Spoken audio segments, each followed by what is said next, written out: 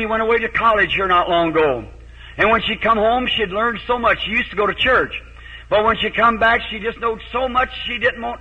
Oh, she was just a smart aleck. That's about what the whole lot of it learns, too. So when she come back, she brought a little girl home with her. And her mother was standing out on the ramp to meet her. And when the car stopped, and this young little smart aleck was with her, looked over there and she said, "Oh, look at that horrible old wretch." And the little Mary was ashamed to admit that was her mother. She said, "Yes, she looks awful, doesn't she?" And she turned her back and walked away. And so when she got off the train, her mother looked and she recognized her daughter. And she run through her arms around her, said, "Darling," her face was all drawn, her hands all drawn down, and she was all like that. And she said, "Darling, kiss me, kiss me." And she was trying to kiss her daughter, and her daughter turned her back and walked away, ashamed. Her own mother.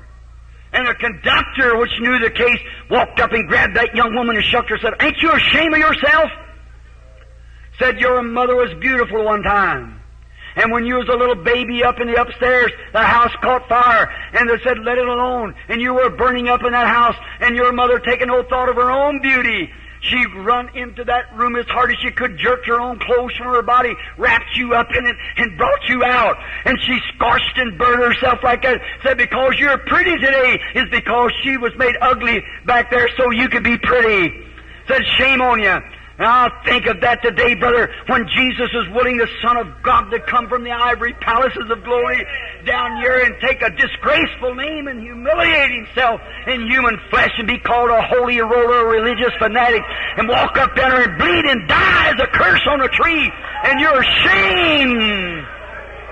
God, have mercy on the people. Have mercy. And you're ashamed to connect yourself with His people.